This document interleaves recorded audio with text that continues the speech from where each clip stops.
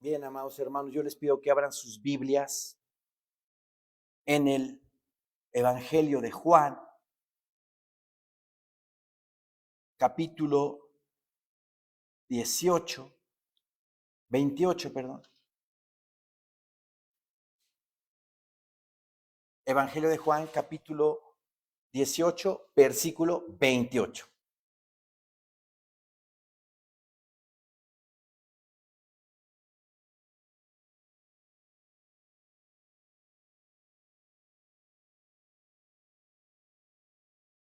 Dice la bendita palabra de nuestro Señor Dios Santísimo.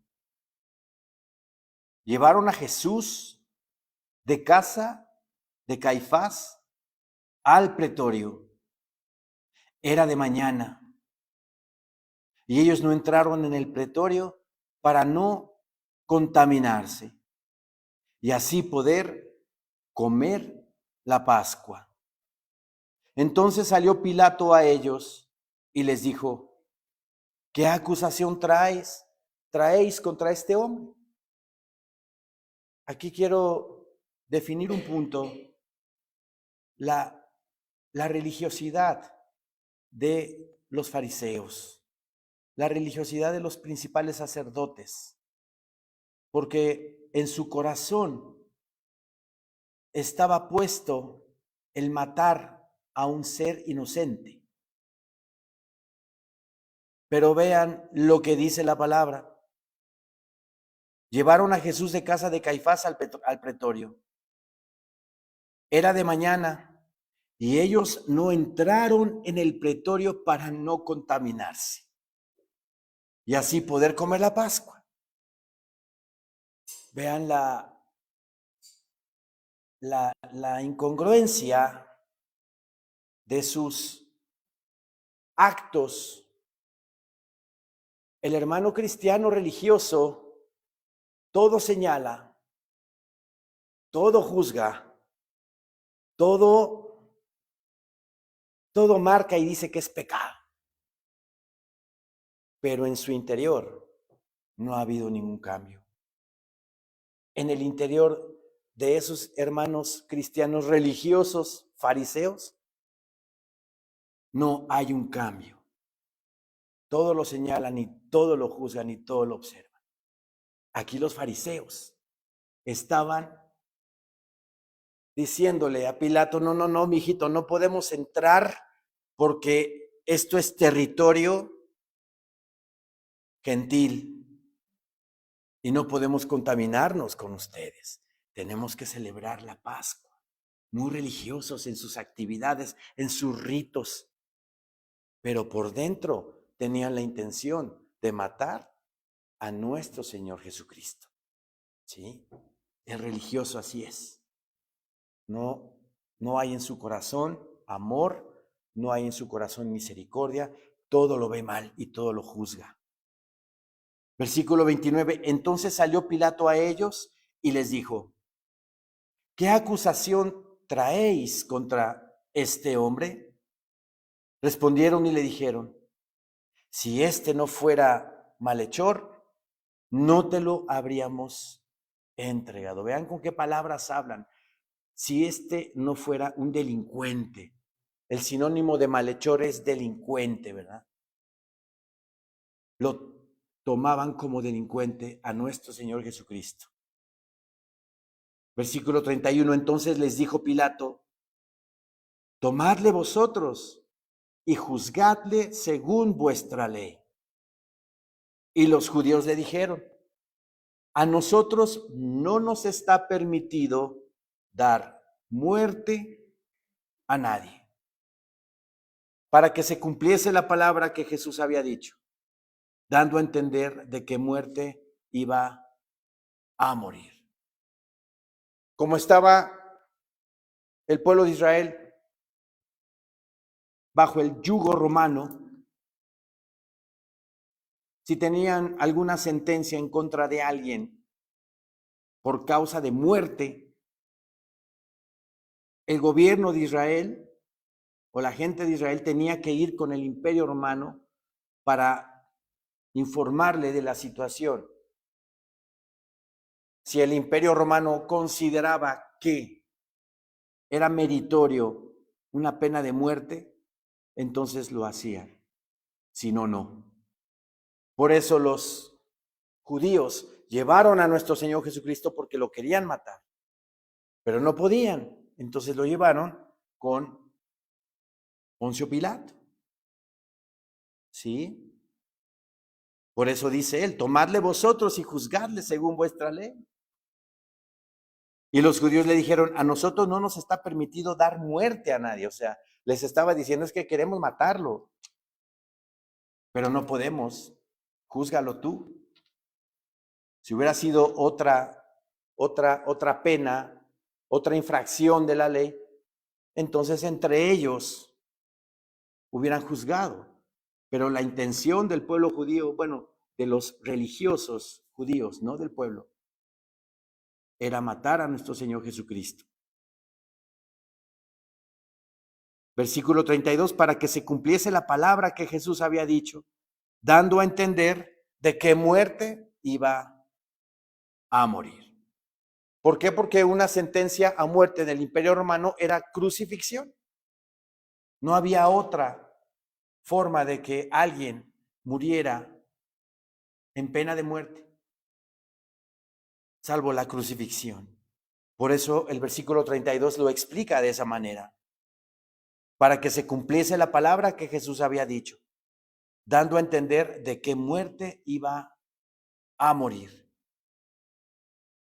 Versículo 33, entonces Pilato volvió a entrar en el pretorio y llamó a Jesús y le dijo, ¿eres tú el rey de los judíos? Jesús le respondió, ¿dices tú esto por ti mismo o te lo han dicho otros de mí?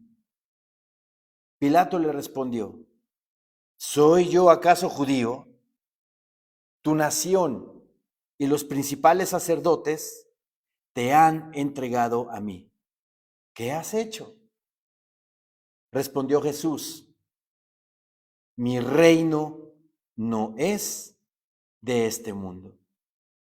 Si mi reino fuera de este mundo, mis servidores pelearían para que yo no fuera entregado a los judíos, pero mi reino no es de aquí. ¿Sí? Aquí nos vamos a detener un ratito.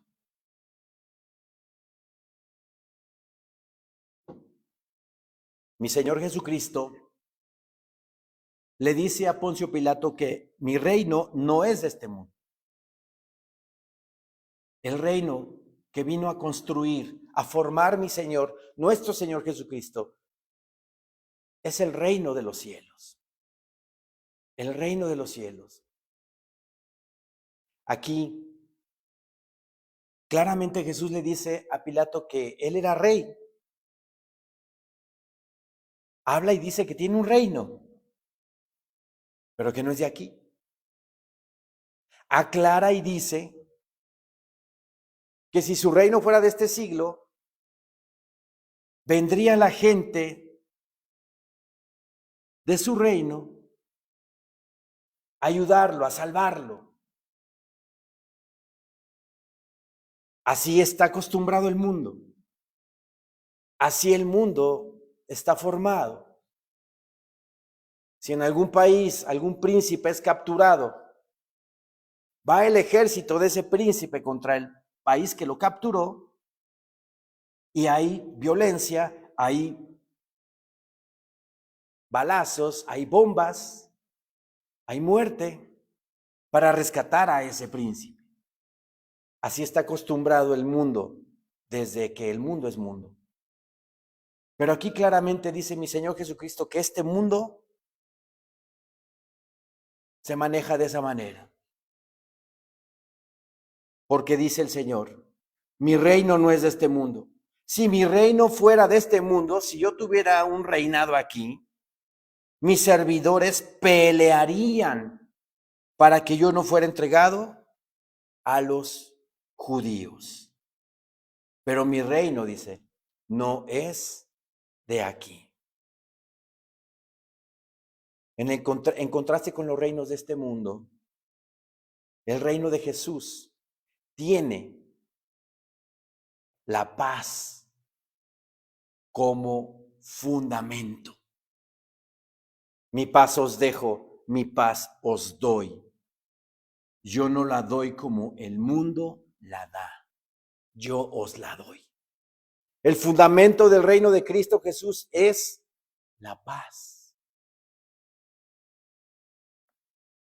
Efectivamente, el reino de mi Señor Jesucristo no es de este mundo, pero todo aquel que lo recibe como su único Señor y suficiente Salvador de su vida, está participando ya del reino de Dios aquí en la tierra. El fundamento del reino de nuestro Señor Jesucristo es la paz. Entonces, si es la paz, ¿por qué entre los que son del reino de Cristo aquí en la tierra estamos de contienda? Estamos peleándonos unos con los otros. Estamos con rencores, con raíces de amargura, con resentimientos. El fundamento del reino de Cristo Jesús es la paz. Y debemos de dar nosotros testimonio a este mundo de que el reino de Jesús de Nazaret es muy diferente al reino del planeta Tierra. Los reinos terrenales están basados en el orgullo, la vanagloria, la soberbia, el deseo de dominación. Desde que el mundo es mundo, los reinos aquí en la tierra se han peleado unos contra otros por la dominación.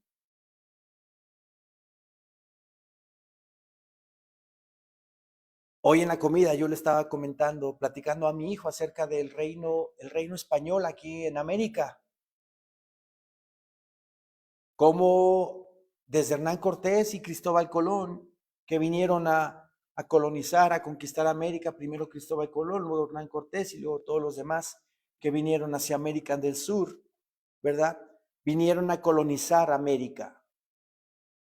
El reino español tuvo un auge tremendo durante varios siglos, pero hubo alguien que no le gustó lo que estaba pasando aquí. El imperio inglés. El imperio inglés quería todo lo que el imperio español estaba obteniendo de las Américas. ¿Y qué pasó? ¿Qué hizo el imperio inglés para deshacer los virreinatos aquí en las Américas? Vinieron agentes masones a las Américas a infiltrarse en los virreinatos para poner en desacuerdo a los indígenas y que estuvieran en contra de los virreinatos. No es coincidencia que desde el principio del siglo siglo XVIII, se empezaron a independizar los países de España, aquí en América.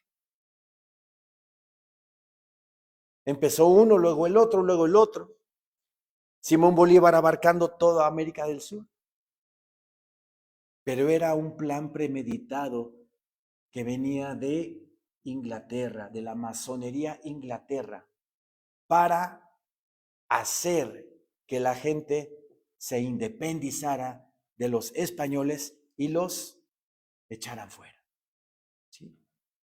Todo por la dominación de el territorio. Los españoles estaban explotando los recursos naturales, pero los ingleses querían eso. Y a partir de la independencia, supuestamente entre comillas, de las Américas, vino la libertad para este continente. Y libertad entre comillas, porque los gobiernos empezaron a hacer sus políticas y sus acuerdos, pero aún ahí, todavía atrás de todos ellos, siempre los masones estuvieron presentes, manejando y dominando hasta el día de hoy los países. Siempre los gobiernos de esta tierra, invadiendo, queriendo dominar, queriendo controlar.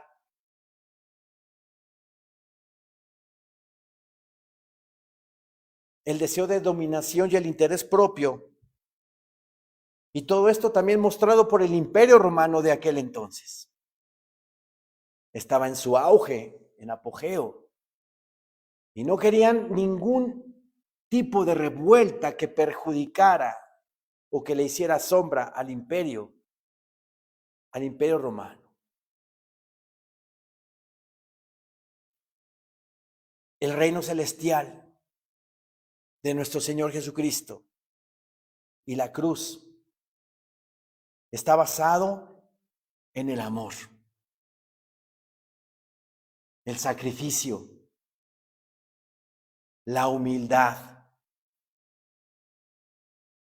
y la justicia. Todo eso nos lo dejó el Señor en el Evangelio. Todo eso está escrito. En esto conoceréis que sois mis discípulos, en que os améis los unos a los otros.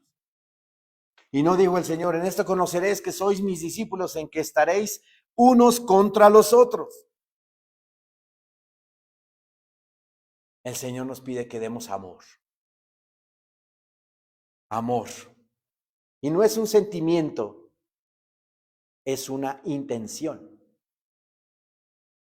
Intención, el dar amor.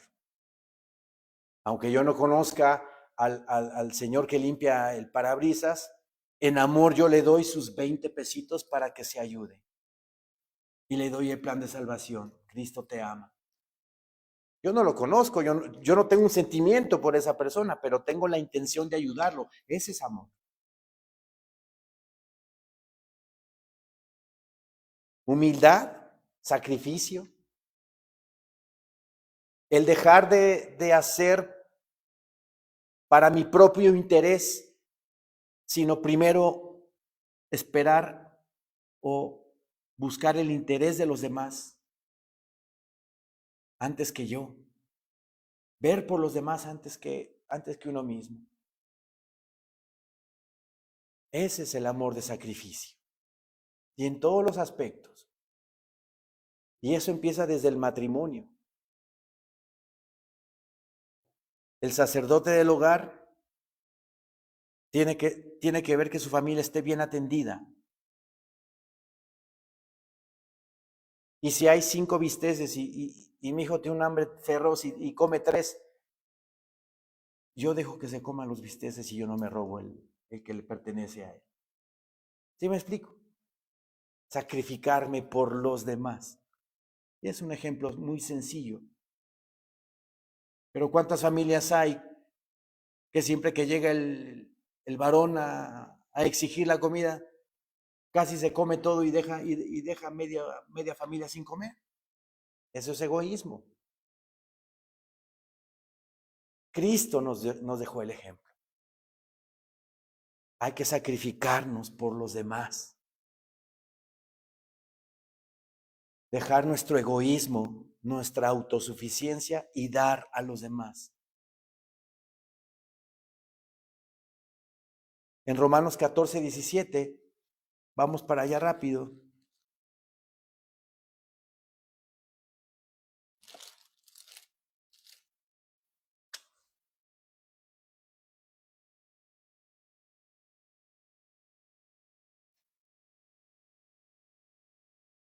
Romanos 14, 17 dice el Señor en su palabra, porque el reino de Dios no es comida ni bebida, sino justicia, paz y gozo en el Espíritu Santo.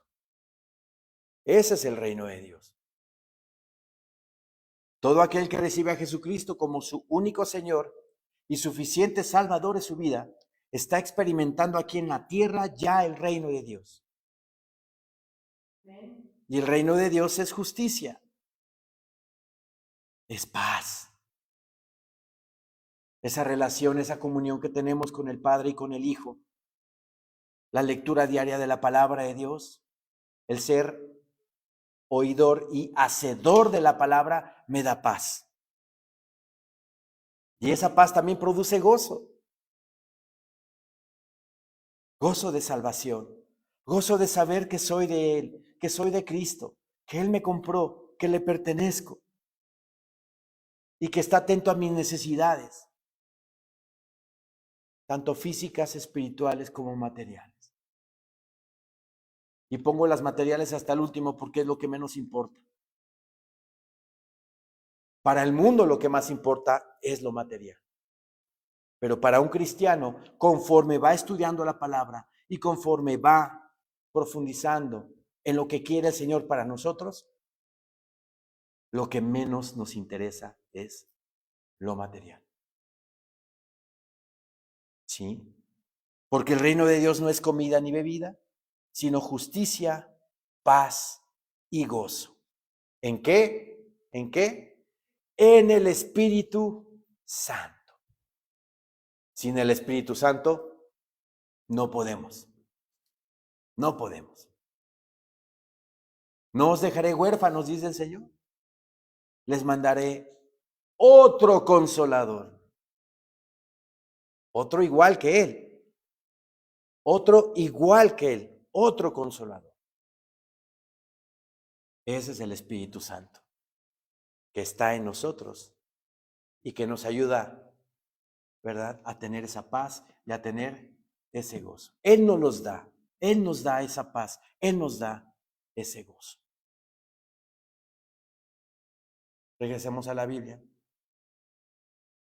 Juan 18.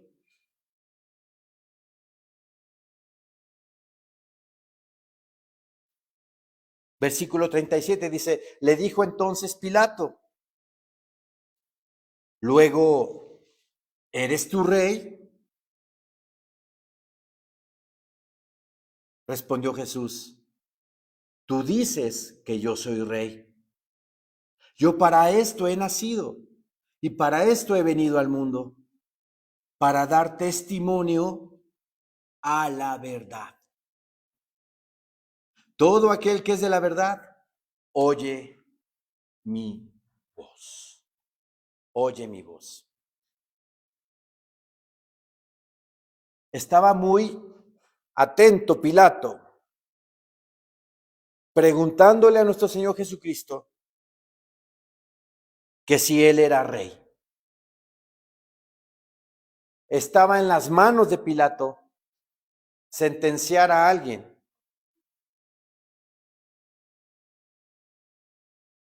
Si era inocente o era culpable. Por eso lo examina y le pregunta, luego, ¿eres tú rey? Pero también hay un tono en Pilato de sarcasmo. ¿Por qué de sarcasmo? ¿Cómo estaba nuestro Señor Jesucristo ahí al lado de Pilato? Golpeado, ensangrentado, abandonado por su gente. Un rey tiene una corte. Un rey tiene seguidores. Un rey viste de seda. Un rey viste de lino. En ese entonces de púrpura. Le pregunta Pilato, estamos en Juan 18, versículo 37. Le dijo entonces Pilato, luego, ¿eres tú rey? Como burlándose, ¿no? Sarcástico. ¿Cómo vas a ser rey? Todo derrotado, todo sucio, con esos trapos que traes. ¿Notan el tono de sarcasmo? Capturado, atado, de pie aquí como un criminal, en peligro de muerte, un rey. Imagínense al rey Felipe de España en una situación así. ¿Podrá estar el rey Felipe en una situación así? ¿Se lo imaginan así? Pues nunca, ¿verdad? Nunca. Ni a Carlos III, ¿verdad?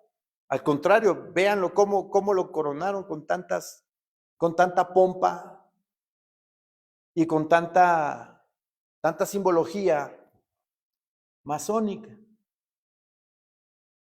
Caballos hermosos había, ¿verdad? ¿Vieron los carruajes? La gente, los soldados. ¿Se imaginan a Carlos III así como nuestro Señor Jesucristo? ¿Pasará eso alguna vez en la tierra? Por eso Pilato le pregunta, luego, ¿eres tú rey? Sarcasmo había ahí. No podía creer que era rey. Su tono de burla, su tono de sarcasmo. ¿Qué le dice nuestro Señor Jesucristo? Tú dices que yo soy rey. Yo para esto he nacido y para esto he venido al mundo. ¿Para qué? ¿Para qué nació Jesucristo? ¿Para despojar al emperador romano del reino de Roma?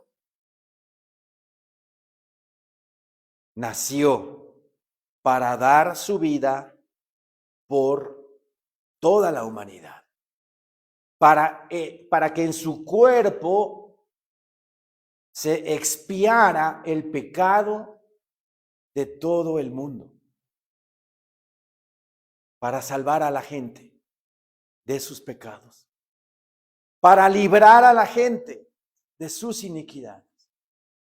Para cortar las cadenas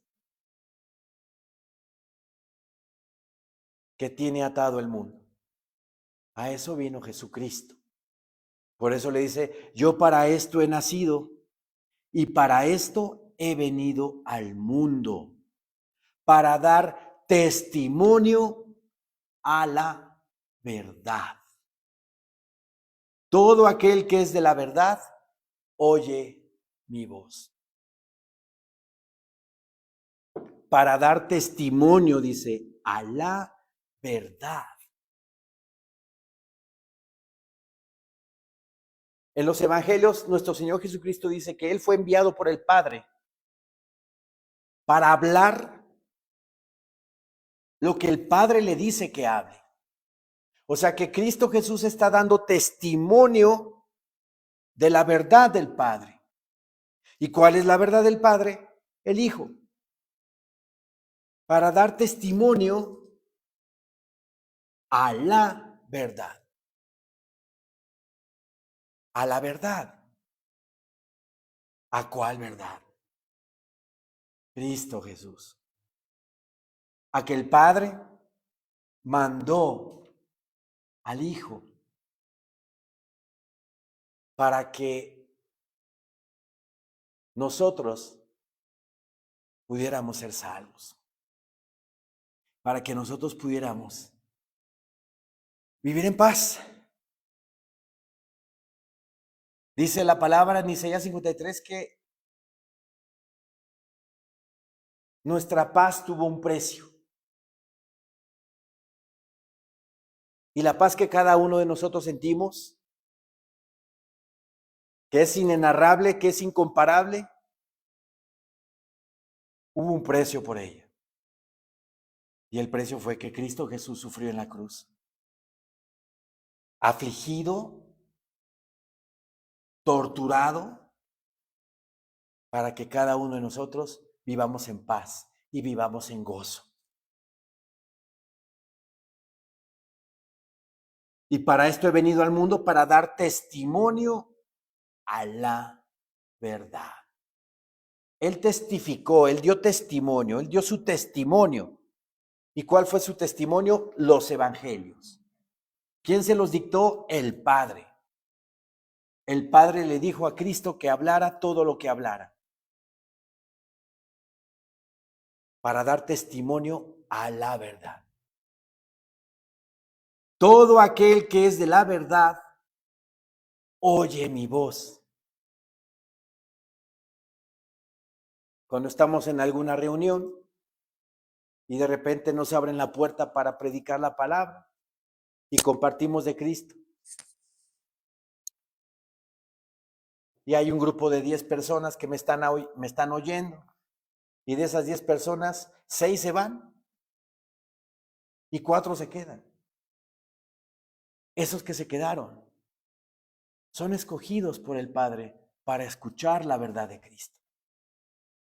Los otros 6 que se fueron no son de Dios, no oyen la palabra de Dios, no son escogidos por Dios para ser salvos, y se van y se alejan. Todo aquel que es de la verdad, oye mi voz. Así lo confirma Primera de Juan 4. Primera de Juan,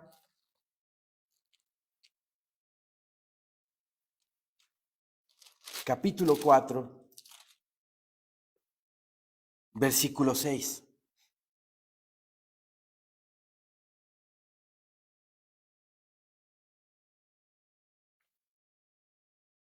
Nosotros somos de Dios. El que conoce a Dios nos oye. Esos 4 estuvieron atentos, ¿no? Estuve hablando de Cristo, estuve hablando de Dios. Esos 4 están atentos, interesados.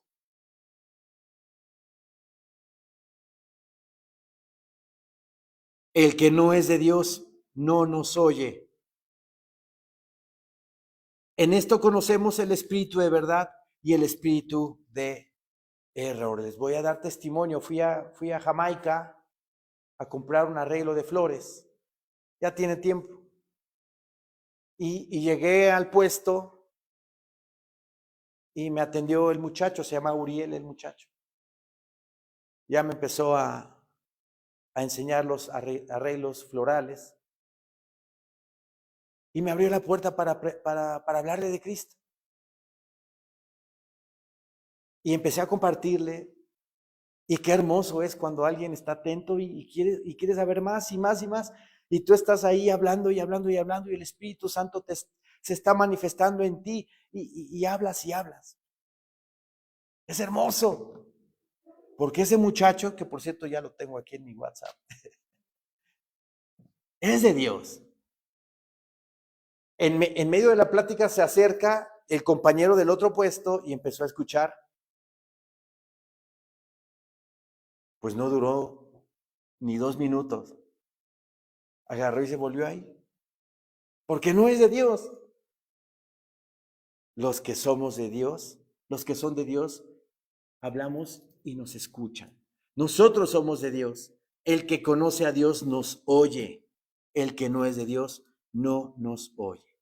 En esto conocemos el espíritu de verdad y el espíritu de error. Hay un espíritu de error en el mundo que compra todas las mentiras de este mundo, que está aferrado a las cosas de este mundo. Hay un espíritu de error, ¿verdad? Espíritu de mentira que domina el mundo. Pero los que alguna vez empezamos a cuestionarnos acerca de las cosas de este mundo, ¿verdad? Investigamos, indagamos, somos los que somos de Dios. Regresemos, por favor.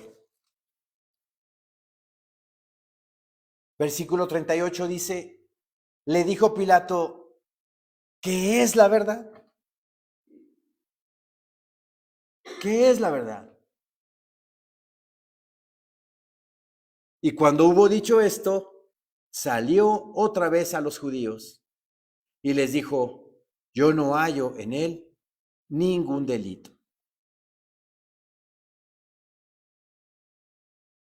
No sé si a lo largo de sus vidas, antes de ser cristianos, a lo mejor algunos por aquí son de cuna, pero algunos venimos de la religión tradicional. Pero yo al menos empecé a cuestionar ciertas cosas de la religión tradicional. Como a mí, y siempre lo digo, mi abuelita siempre me enseñaba la palabra, me regaló una Biblia con ilustraciones, entonces más o menos tenía yo el conocimiento. Cuando iba a misa y escuchaba lo que decían en misa, pero que no checaba con la Biblia, para mí era como que, bueno, pues pónganse de acuerdo, ¿no? Pónganse de acuerdo. ¿Quién dice la verdad? Obviamente la palabra de Dios. Y me cuestionaba acerca de la verdad. ¿Qué es la verdad? Cada quien en el mundo tiene su verdad. Pero yo me decía, es que tiene que haber una sola verdad. Y yo le pedí a Dios con todo mi corazón que me llevara, que me guiara a la verdad, a la verdad verdadera. Y gracias a Dios encontré la verdad. La verdad es Jesucristo. La verdad es el Señor. A lo largo de la historia de la humanidad, el enemigo de la humanidad se ha encargado, ¿verdad?, de nublar, de desviar, de engañar el camino de los hombres hacia la verdad. Y fácilmente lo podemos corroborar con Génesis 3:15. Vámonos para allá.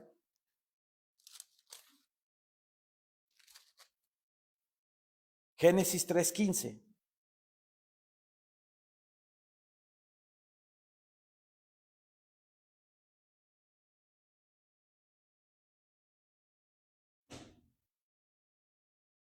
Amén, hermanos. Para el que no sabe dónde está Génesis, es el primer libro de la Biblia. Digo. Génesis 3:15 dice, y pondré enemistad entre ti y la mujer, y entre tu simiente y la simiente suya. Esta te herirá en la cabeza, y tú le herirás en el calcañar. ¿Por qué le habla mi Señor Dios a la serpiente de esa manera? Porque el primer hombre y la primera mujer que Dios creó ya habían caído, desobedecieron, comieron del fruto prohibido. Iban a ser eternos. El plan de Dios era que todos íbamos a ser eternos, viviendo en un paraíso hermoso que mi Señor Dios, con sus manitas hermosas, preciosas, hizo para nosotros. Donde tanto animales, el león iba a convivir con el becerro, el niño iba a convivir con la viborita, no iba a haber animales cazadores y animales cazados, sino todo iba a estar en completa armonía y paz. No existían los terremotos, no existían las erupciones volcánicas, todo eso vino con el pecado. El pecado destruye las vidas de las personas. Entonces mi Señor Dios, en su plan profético de amor para con nosotros, da esta promesa. Y le dice a la serpiente, y pondré enemistad entre ti y la mujer, y entre tu simiente, la simiente de la serpiente, o sea, la simiente de Satanás, que es el anticristo, y la simiente suya. ¿Quién es la simiente de la mujer? Cristo Jesús. O sea, ahí va a haber una lucha espiritual, un enfrentamiento entre Satanás y Dios. Su descendencia de Satanás contra la descendencia de Dios. Desde el principio. Desde el principio. Esta te herirá en la cabeza. La simiente de la mujer, que es Cristo, venció a Satanás en la cruz del Calvario. Los exhibió públicamente, dice el libro de Colosenses, triunfando sobre ellos en la cruz. No como dice Francisco del Vaticano, que el sacrificio de Cristo en la cruz fue un fracaso. Está en YouTube, véanlo ahí. Entonces, si el sacrificio de Cristo en la cruz es un fracaso, ¿yo de dónde tomé la fuerza de voluntad para dejar de tomar? Para dejar de fumar. ¿Yo pude solo? No. Cristo Jesús me libró de esa cadena de pecado. Cristo Jesús nos ha librado a todos nosotros de tantos pecados.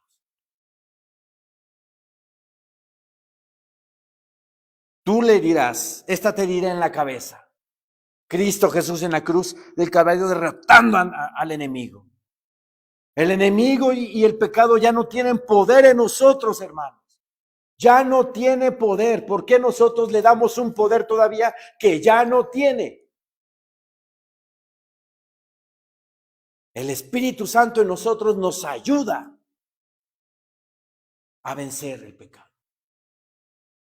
Nos da poder. Porque el Señor no nos dio espíritu de cobardía, sino de poder, de amor. Estamos hablando de amor hace rato. Amor y de dominio propio. Equilibrio en tu vida, equilibrio en tus emociones. El lunes en el Instituto Bíblico estuvimos estudiando y nos fuimos a 1 Corintios 15, donde dice la palabra del Señor que el primer Adán era un alma viviente. Somos seres totalmente emocionales. Y las emociones nos traicionan. Porque Jeremías 17 dice que, ¿verdad? El corazón es engañoso. Más que todas las cosas. Y perverso, te mete cada jugarreta. ¿Quién lo conocerá? ¿Quién nos ayuda a tener dominio propio en nuestras emociones? Jesús por medio del Espíritu Santo.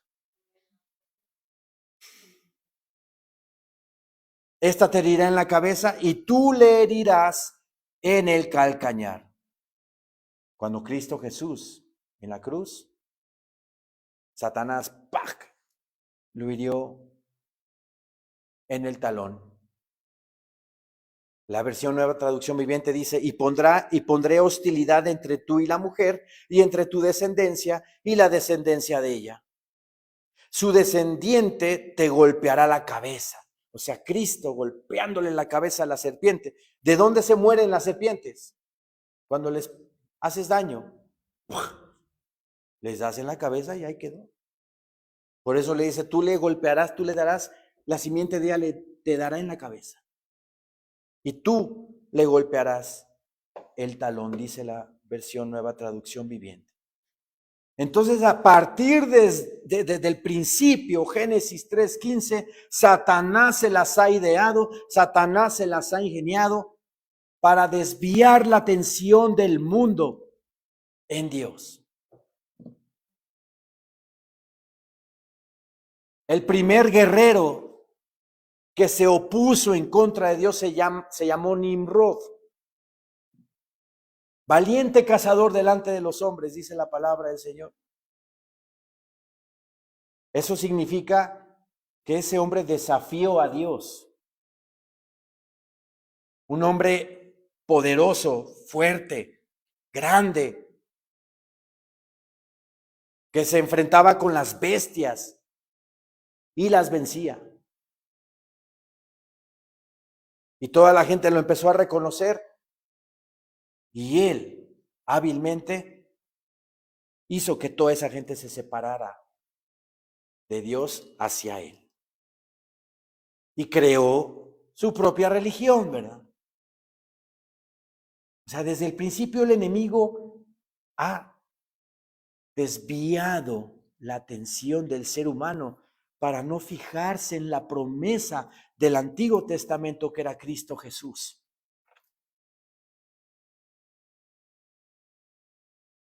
¿Cuántas religiones paganas en la antigüedad había?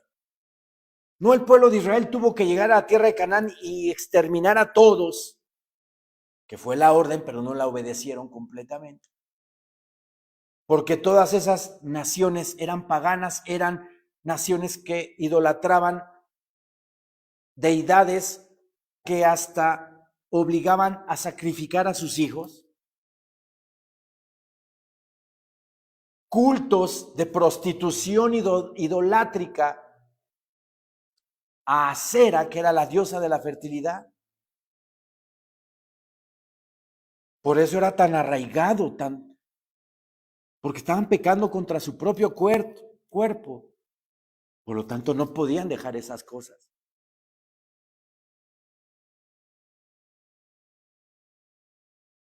A lo largo de los siglos y de los siglos, el enemigo se ha encargado de distorsionar las cosas.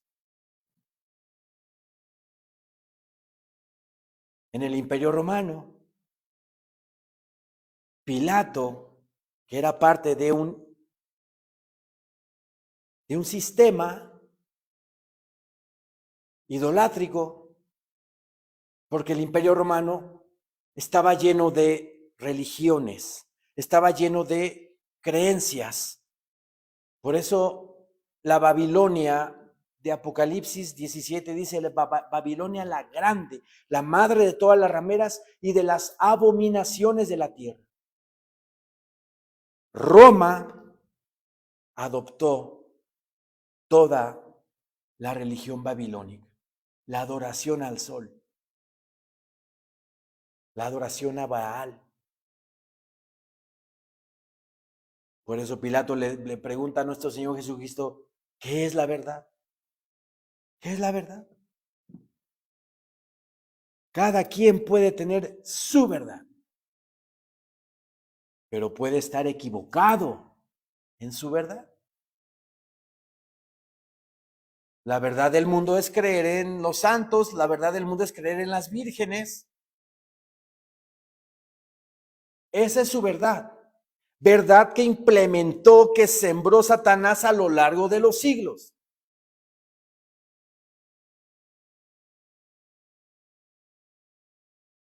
Mahoma, que supuestamente ascendió al cielo, creencias de los musulmanes,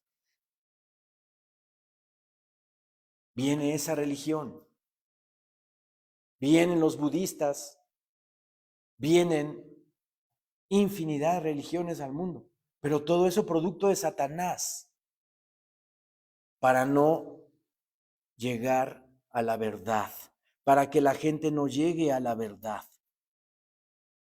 ¿Qué es la verdad? Le pregunta Pilato a Cristo. Estaba enfrente de la verdad. Pilato estaba enfrente de la verdad y no se dio cuenta que en él hay vida eterna y salvación. Solamente en Cristo Jesús. En primera de Juan 1:18.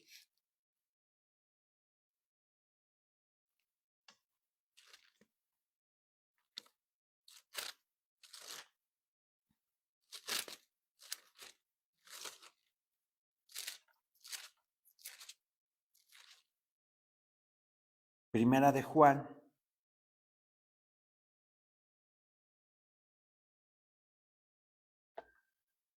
Dos 18, perdón. 2:18. Disculpen, hermanos. ¿Sí me perdonan, hermanos?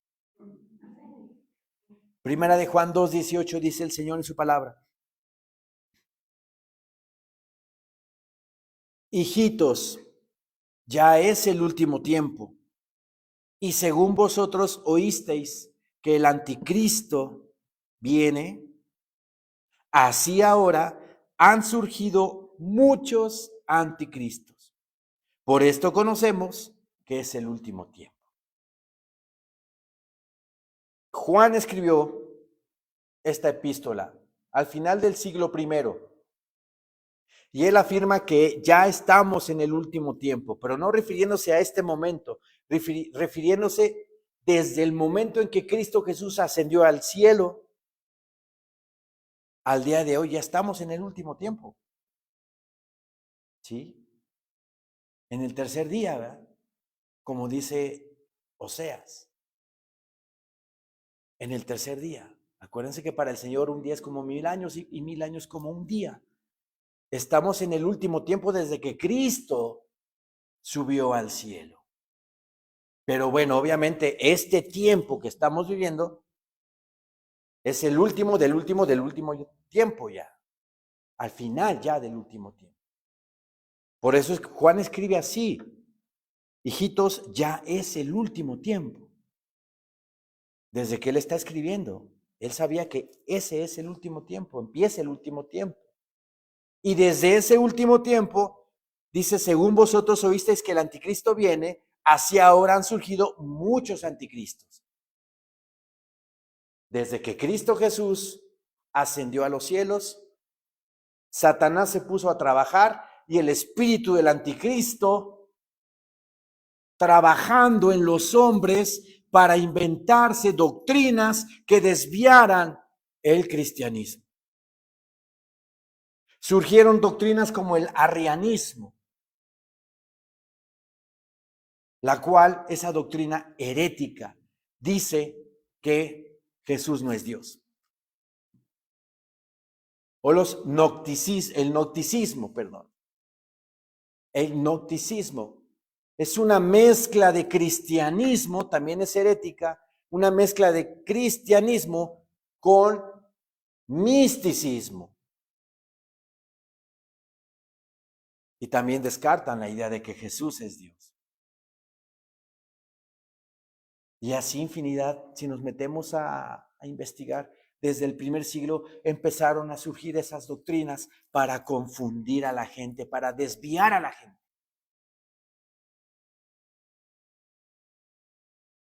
¿Se dan cuenta? El trabajo del enemigo. Versículo 22 de aquí de Primera de Juan dice, ¿quién es el mentiroso sino el que niega que Jesús es el Cristo? Este es anticristo, el que niega al Padre y al Hijo. Todo aquel que niega al Hijo tampoco tiene al Padre. El que confiesa al Hijo tiene también al Padre. Quiere decir, siglo XVIII también, surgen los testigos de Jehová en Estados Unidos. Niegan al Hijo, ¿no? Tienen el espíritu del anticristo. Niegan al Hijo porque no lo reconocen como Hijo de Dios. Tantas y tantas doctrinas, y es muy fuerte esta secta, muy fuerte la de los testigos de Jehová. ¿Sí? Tienen todo tergiversado, pero es muy fuerte. Ellos niegan al Hijo. Todo aquel que niega al Hijo tampoco tiene al Padre. Además, hermanos, ellos son testigos. Nosotros somos hijos. ¿Quién dice amén? Amén, bendito Señor. Ellos son testigos. Nosotros somos los hijos. Somos los hijos. Juan 1:1. Ya vamos a acabar. ¿Qué es la verdad? Pregunta Poncio Pilato. ¿Qué es la verdad? En el principio era el Verbo, y el Verbo era con Dios, y el Verbo era Dios.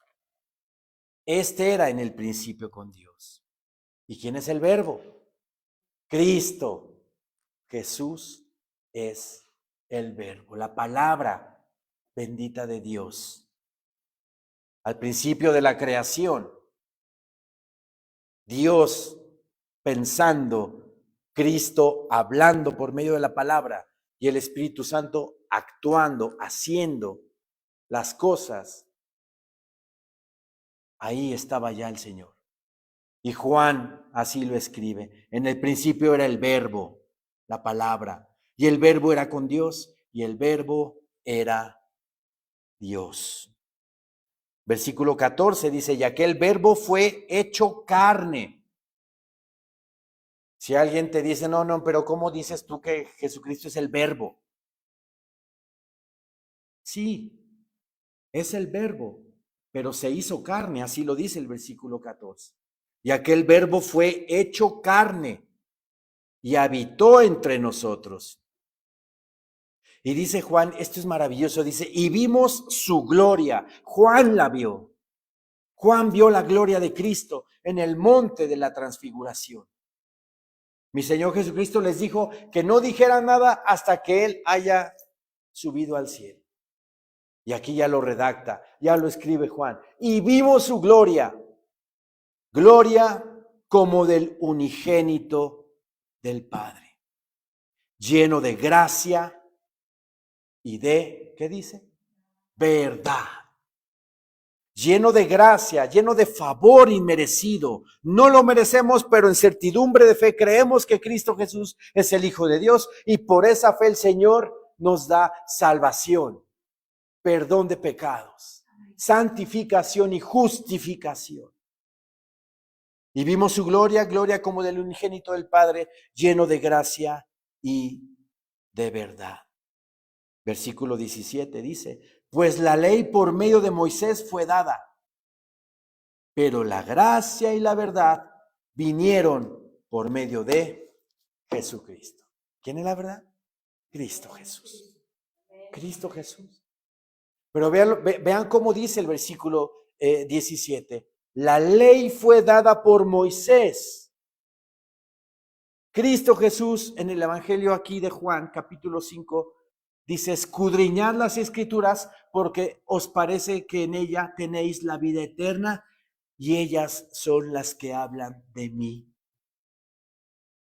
Pero obviamente esas escrituras a las cuales nuestro Señor se estaba refiriendo no son el Nuevo Testamento, ¿verdad? Todavía no existía. Las escrituras de las cuales mi Señor Jesucristo hablaba eran el Antiguo Testamento, que si lo escudriñamos a fondo, apunta siempre al Hijo, en todo el Antiguo Testamento. Escudriñad las escrituras, porque os parece que en ella tenéis la vida eterna. Y ellas, o sea, el Antiguo Testamento, son las que hablan de mí. Y si dice Juan en el versículo 17, pues la ley por medio de Moisés fue dada. En la ley está Jesús ahí. ¿No dice también el apóstol Pablo que la ley es nuestro ayo, nuestra nana, nuestro cuidador para llevarnos a Cristo? Porque la ley habla de Jesucristo. Apunta hacia el Señor la ley. La ley por medio de Moisés fue dada, pero la gracia y la verdad son dadas, vinieron por medio de Jesucristo. A Dios nadie le vio jamás. El unigénito Hijo que está en el seno del Padre, Él le ha dado a conocer. Ok. Hubo alguien que dio testimonio del Cordero de Dios que quita el pecado del mundo. Juan el Bautista. Aquí en Juan 1:29 dice, el siguiente día vio Juan a Jesús que venía a él y dijo, he aquí el Cordero de Dios que quita el pecado del mundo. ¿Qué deidad pagana te promete eso en el mundo? ¿Qué Dios con D minúscula te dice, yo te perdono tus pecados y yo te doy vida eterna? ¿Qué deidad? ¿Qué deidad? Solo Cristo Jesús es el único. Pilato le dijo, ¿qué es la verdad? Y sí existe la verdad absoluta de las cosas. Y se llama Jesucristo, nuestro Señor. Él es el camino. Juan 14:6 dice que yo soy el camino y la verdad y la vida. Nadie viene al Padre si no es por mí. Amén, hermanos. Amén. Levantémonos, por favor.